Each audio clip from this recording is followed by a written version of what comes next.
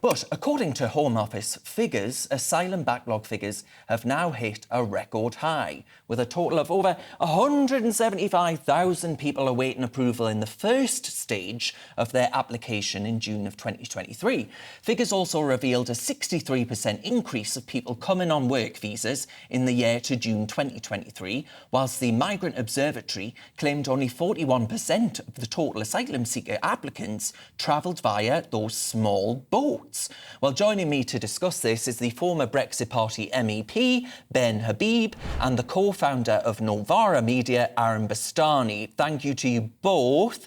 Aaron, I'll start with you. I mean, are you of the view that actually the Labour Party are the ones with the right response here, and what we should be doing is opening up new legal routes so, you know, we don't get people coming over on small boats maybe, or actually maybe that'll be a way to speed up the application process?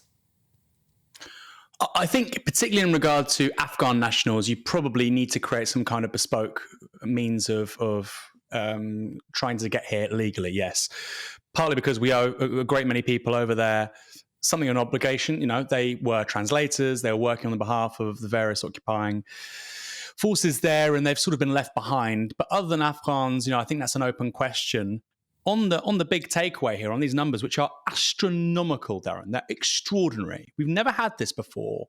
What I want to put to you and your viewers today is I think a lot of this is on purpose.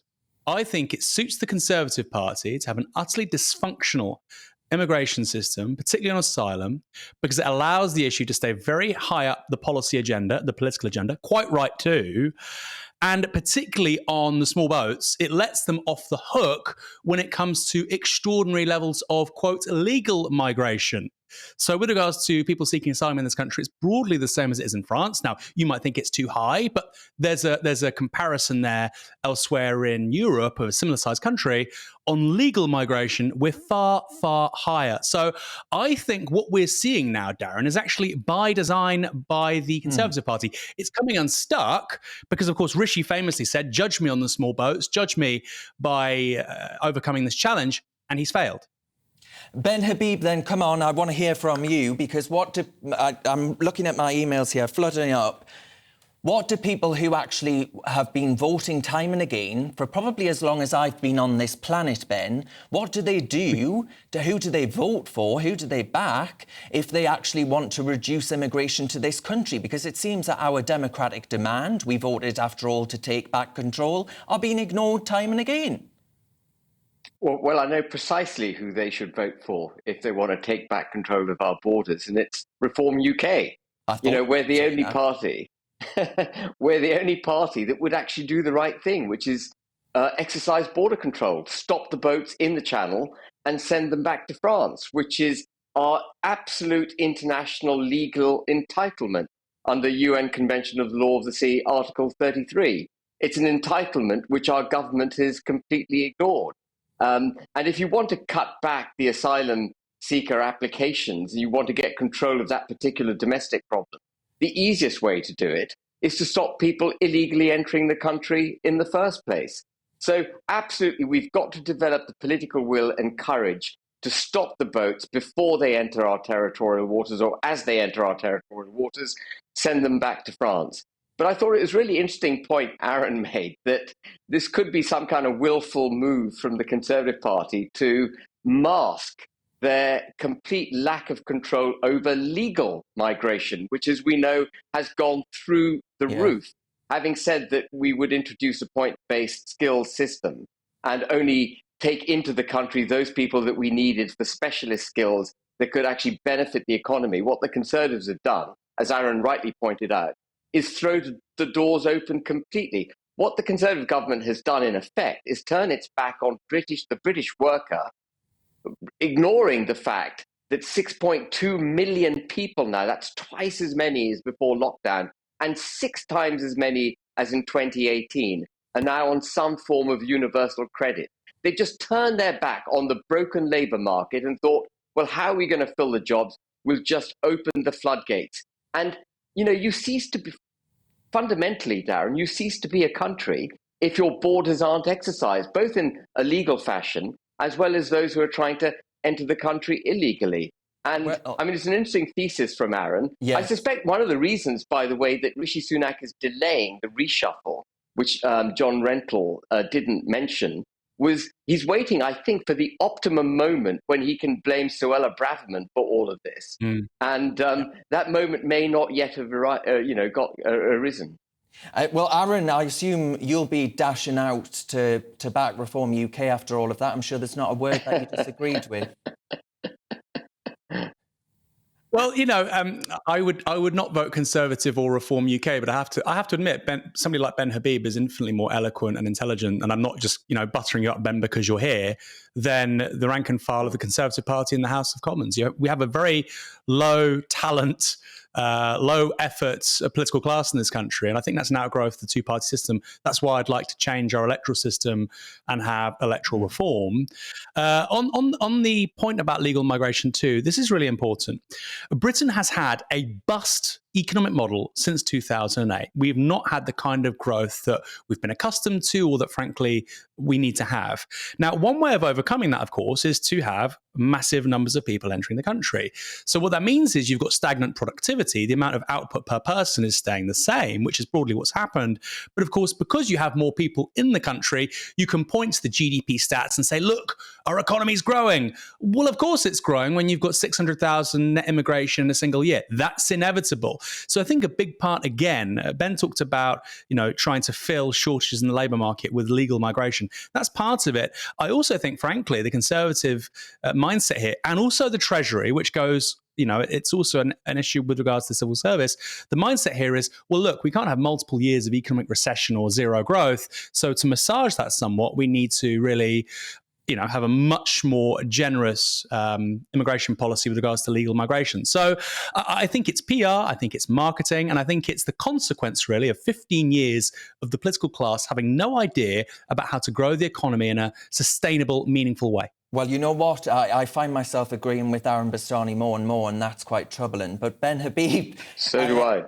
So do I. So do I. One of our viewers, Ben, has written in, and Yvonne, she's called Yvonne, and she says, it's a disaster. I've always voted Tory. I'm sick to death of incompetent Tories. Now, what would you do, Ben, if you were Prime Minister tomorrow, for example? The Prime Minister, Rishi Sunak, he has a year to sort this out before he goes to the polls. Is there anything that could be done to bring this to an end within 12 months? I think there's a huge amount that can be done. First of all, you've got to fundamentally make it pay to work. So you've got to lower the tax burden on those who are earning the least in the country. And we talked about Reform UK. One of our policies is to get rid of any tax up to £20,000 per year, so that it genuinely does pay to work. That's the first step. The second step is to take the burden of costs off the consumer. The drive, this relentless drive to net zero. I don't want to get into a debate over the climate, whether the world's about to burn up or not. But the method by which we're going about to deliver the net zero agenda is a deeply economically damaging agenda. And it's putting a huge cost burden on the populace. And we've got to remove that. We've got to have joined up energy policy. So lower taxes on the working class, a proper energy policy, deregulate across the board. We're a highly regulated country. We need people to be able to go out unfettered, small businesses, go out and grow. We need disruptive businesses. We don't want to fill the large corporates with cheap sources of labor. We want innovation in the economy. So we want to champion small and medium-sized enterprises. At the moment, all the government policies is aimed to supporting the large corporates. So there's a hell of a lot, Darren, that could and should be done in order to get the United Kingdom moving forward again. And I suspect Aaron and I agree on a lot of that too. Yeah, so Aaron, then, the migration nation is the strap there we've got at the bottom, and a lot of people are feeling that there's a real problem with democracy. There's a broken ballot box. People aren't being listened to. How worried are you about actual participation and voter apathy? Incredibly worried. I think it's a very dangerous thing. And I think it's dangerous because it creates a vacuum. And if you can't debate things in a meaningful way, and people think that actually if there's a vote on something and a majority select a certain outcome, if that's not actioned on, people get disenchanted.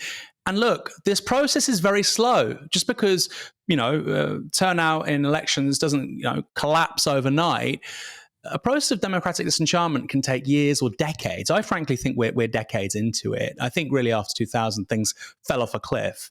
That's pretty obvious. If you look at, for instance, electoral turnout by income, it was broadly flat, actually, really until the early to mid 1990s. And then it really changed. Poorer people are less likely to vote. We think that's normal. It's not. And I think, we're in the middle of a big transformation here. And as I said a few moments ago, if you have two political parties, people call them the uni party, with little meaningful difference between them, who don't action the kinds of outcomes that the electorate ask for, then I think people start turning to frankly, more dangerous political agents and more dangerous political solutions. So I think it's a very concerning thing. And I'll just finish with this. People like John Rentoul, who just came on, he was kind enough to come on your show, so I'm not going to attack him personally when he can't defend himself. But people like John Rentoul will talk about the political centre. And for them, the political centre means PFI, outsourcing, your high street looks like crap. We'll favour the big corporates, like, Ben Habib said, the CPI. They're not looking out for medium, small businesses in this country. They would say, well, that's not really our job. They talk to the big supermarkets and a few of the big corporates, and they think that's business. It's not. So for these people, the centre is listening to the supermarkets, PFI, outsourcing, and wearing a nice suit and having a £400 haircut. The real centre is very left-wing on the economy, and maybe Ben might not like that, and it's more right on socially conservative issues. And I think, frankly, we need to have a discussion about how, on both sides of that debate, social majorities in this country are locked out from political representation. Yeah, Ben Habib, we haven't got very long, I'm afraid, but, briefly, yesterday we saw the exclusive by GB News showing that British women were being shown on social media accounts to actually advertise for migrants to come here. Were you worried, dismayed by that? Well, I'm obviously dismayed and worried by it, but the real message, the real revelation of that is that this isn't genuine, this is not about refugees coming to the UK to escape war-torn countries. This is about people who are being marketed to come to the UK for whatever nefarious reason it is they wish to come here. In this case, obviously, people who got designs on our beautiful young ladies. And we've got to see it for what it is. Just one stat I think we've really got to focus on when it comes to illegal migration.